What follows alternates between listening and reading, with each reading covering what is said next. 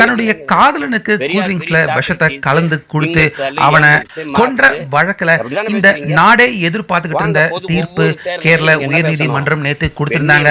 இப்படி இருக்க அந்த தீர்ப்பை நீதிபதிகள் அவங்க வாசிக்கிட்டு இருக்கிறப்ப அப்ப இடையூறு செஞ்ச கிரீஷ்மா அவங்க அப்போ அங்க பேசின பேச்சு செம்ம கடுப்பான கோபப்பட்ட நீதிபதிகள் கடைசியா அந்த பெண்ணுக்கு உச்சபட்ச தண்டனையை நேத்து வழங்கியிருக்காங்க.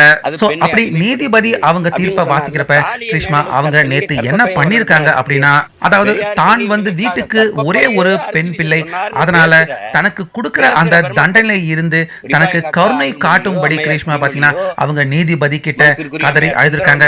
அதாவது இந்த குற்றத்தை நான் தான் செஞ்சேன், ஒத்துக்கிறேன், என்னுடைய காதலன் நாங்க 2 பேருமே நெருக்கமா இருந்த புகைப்படங்கள் இது எல்லாத்தையுமே அவர் என்னுடைய வருங்கால கணவர் கிட்ட காட்டி என்ன பிளாக்மெயில் செய்வாரோ என்ன மிரட்டுவாரோ அப்படிங்கிற பயம் எனக்கு ஏற்பட்டுச்சு.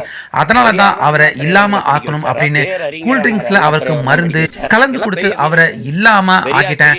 நான் செஞ்சது தவறு தான், என்னுடைய தவறை ஒத்துக்கிறேன், எனக்கு தண்டனை கொடுங்க, நான் வேணான்னு சொல்லல, ஆனா எனக்கு தயவு செஞ்சு குறைஞ்சபட்ச தண்டனையை கொடுங்க அப்படின்னு நீதிபதிகள் அவங்க தீர்ப்பு வாசிக்கிட்டு இருக்கிறப்ப இடையூறு செஞ்சு அப்ப கிரீஷ்மா பயங்கரமா கதறி அழுதுகிட்டே இத அவங்க சொல்லியிருக்காங்க. ஆனாலுமே நீதிபதிகள் கிரீஷ்மா அவங்க அழுதுகிட்டு இத சொன்னாலும் அவங்க ஏத்துக்கல.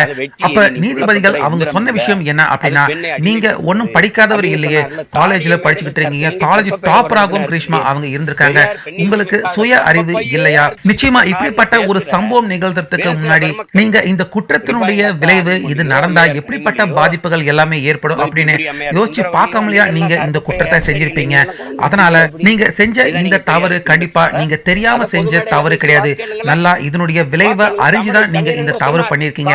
அதனால நீங்க கதறி அழுது கேட்டாலும் சரி, வீட்டுக்கு நீங்க ஒரே பெண்ணாக இருந்தாலும் சரி, உங்களுக்கு குறைஞ்சபட்ச தண்டனை எதுவும் அப்படி தர முடியாது அப்படின்னு கடைசி